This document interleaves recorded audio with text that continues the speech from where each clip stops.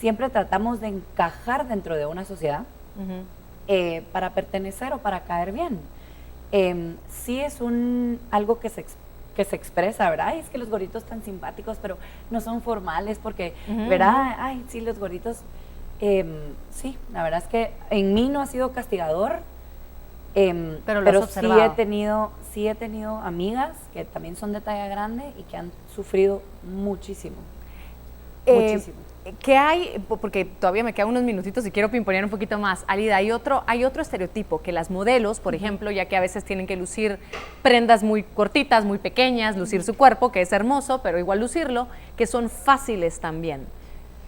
Sí, yo no creo que eso sea cierto, porque al final y al cabo uno como modelo está siendo como un vehículo para enseñar esa pieza, ya sea un traje de baño, una joya, y eso es lo que se está haciendo, no porque uno está poniéndose un bikini quiere decir que uno va a ser más fácil, al contrario, yo creo que eso no tiene mucho que ver.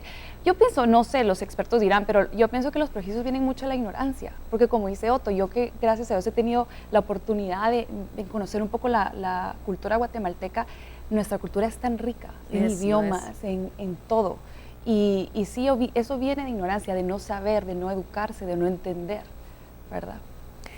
Y Otto, en el caso de los mayas, ¿qué otros prejuicios crees tú que son los más fuertes que existen para hombres y para mujeres? Porque tengo entendido también que hay prejuicios muy grandes para mujeres mayas. Sí, hay un prejuicio que es muy generalizado para la cultura indígena en Guatemala y es lo que se refiere a la ignorancia o que los indígenas son ignorantes. Y en ese sentido yo puedo expresar de que realmente para las culturas indígenas en Guatemala es mucho más complicado sobresalir en distintos ámbitos de la sociedad porque a veces el aspecto económico no favorece, pero no obstante una infinidad de obstáculos, se sabe que tan solo por el hecho de que uno es ser humano es capaz de sobresalir en lo que uno se proponga. Importante, tenemos que irnos a la pausa comercial rápidamente. Yo les quiero agradecer a los tres por haber aceptado hoy estar aquí con nosotros, dialogar un poquito sobre los prejuicios y cómo a todos nos cae de una u otra forma, porque somos quienes somos, ya tenemos un prejuicio encima, es terrible, y por eso vamos a seguir platicando con quienes nos acompañaron en el bloque anterior al volver de la pausa comercial. Gracias. Gracias.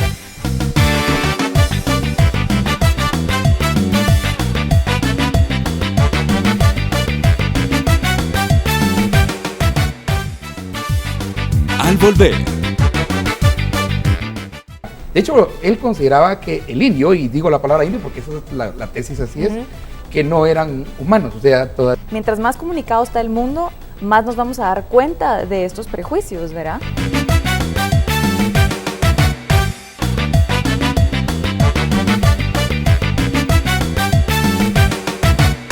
Estamos de vuelta en un show con Tuti. Gracias, amigos, por su sintonía. Prejuicios que nos ciegan. ¿Cuántos prejuicios tenemos encima? Piense usted a qué prejuicio pertenece usted, porque yo sé que todos de alguna forma pertenecemos a más de algún prejuicio.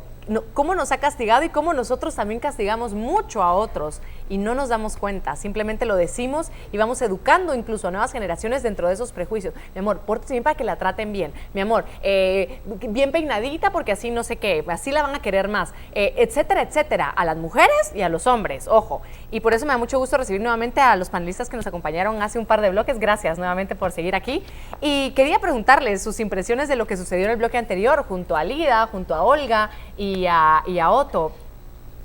En relación al cuerpo, de hecho, Eve Ensler tiene después de los monólogos de la vagina, escribió El cuerpo, tiene una nueva presentación que se llama El cuerpo, ojalá venga a Guatemala, y precisamente ese es el tema, los estereotipos y las presiones con relación al cuerpo. Y hay culturas en las que es diferente, hay culturas en África en las que, digamos, una mujer de talla grande es apreciada como bella, claro, y una mujer de talla más reducida, si fuera petit, las palabras que utilizan es pescado seco o cosas, el estereotipo es muy diferenciado, pero yo sé que muchos en el altiplano que nos están viendo, y pues no se dice, pero los antropólogos lo estudiamos todo el tiempo, es que la faja forma también un nivel de cintura que se aprecia como bello, hay una belleza y en la Universidad del Valle, de hecho, una estudiante hizo su tesis acerca de las percepciones del cuerpo, ¿verdad? Pero en relación a indígena, a mí el que siempre me sorprendió, ahora ya lo entiendo en su tiempo y en su modo, por supuesto que no lo comparto, es Miguel Ángel Asturias. Él los estereotipos que tenía en su tesis a propósito, el problema social del indio, ¿verdad? Era que el indio era aragán, era sucio, era... De hecho, él consideraba que el indio, y digo la palabra indio porque esa es la tesis así es, que no eran humanos, o sea, todavía eran semibárbaros, decía. Ese era el nivel de estereotipo que tenía y que vivían, que en realidad no vivían, vegetan, dice la tesis de Asturias. Es algo que todos debemos de leer en Guatemala, porque en este tema sí lo deja uno noqueado. Sí. Te deja frío, pero y lo tenemos en todo. La religión también, muchas veces, y hay que decirlo, genera estereotipos muy fuertes. Yo recuerdo que cuando yo me portaba mal de pequeño, y de grande también, pero de pequeño me pegaba. De pequeño me pegaba mi mamá me pegaba y me decía, pareces judío, igual que los judíos mataron a Jesús. Y yo todavía, no mamá, fueron los romanos, no los judíos. Y todavía me contestas y me pegaba más duro, ¿verdad?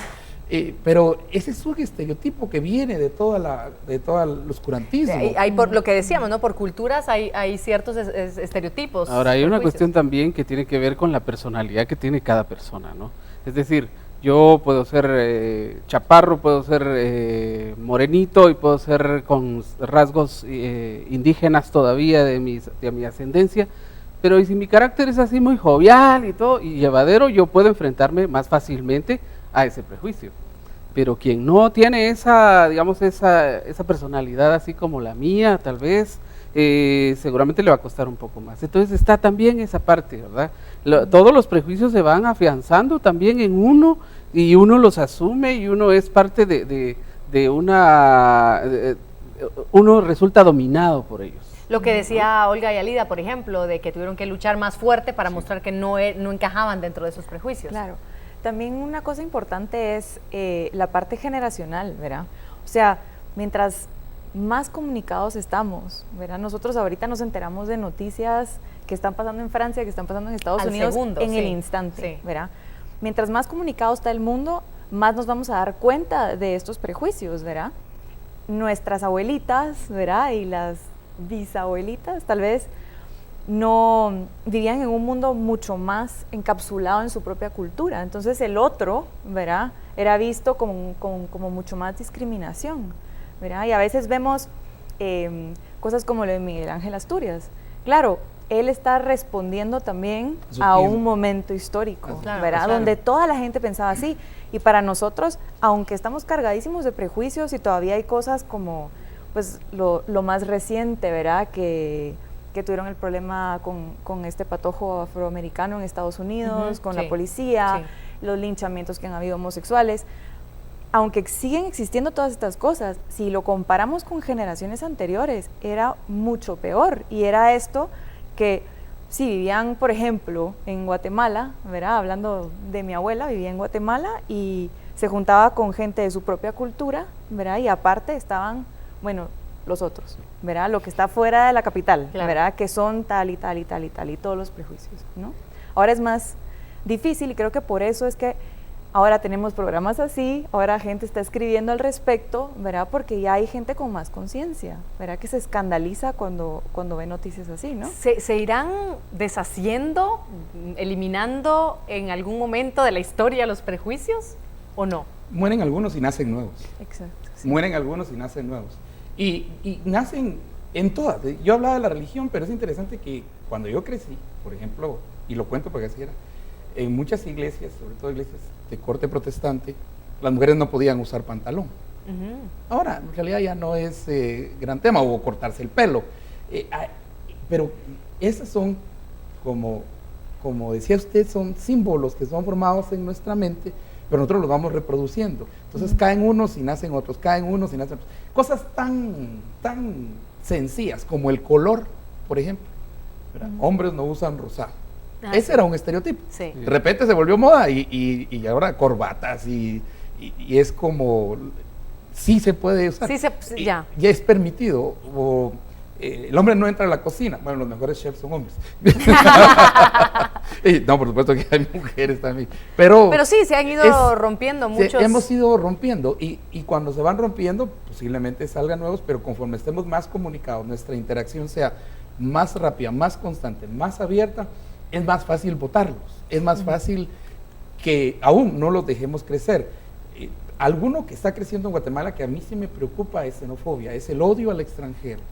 Y ese, porque la frontera es al final la frontera en realidad no es una línea en un pedazo de tierra, la frontera en realidad es una cuestión mental que genera leyes. Eso es la frontera. Pero cuando esa frontera, y miren la campaña política que afectaría a más de 2 millones de nuestros hermanos guatemaltecos en Estados Unidos, una campaña de odio, entonces sí termina convirtiéndose en una acción, sea contra el indígena, sea contra esto, sea contra de talla grande o talla pequeña o lo que sea.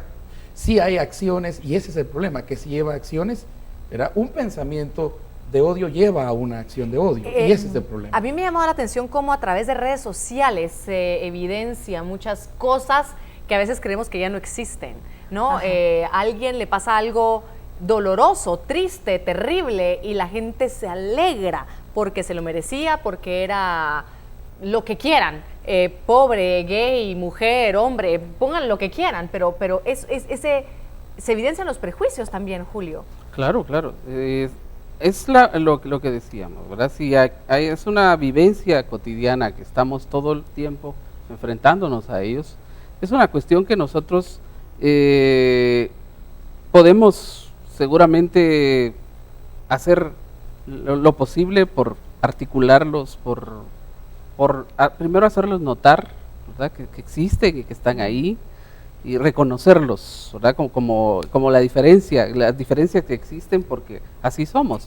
¿Ese es un trabajo personal? Diferentes. Porque, a ver, esto es personal, pero yo creo que hay una necesidad de que se articule una política también en la que se pueda gestionar, que podamos aceptarnos como somos, en esa diferencia. Pero digamos, aún uno ve en gobierno y los estereotipos que hay.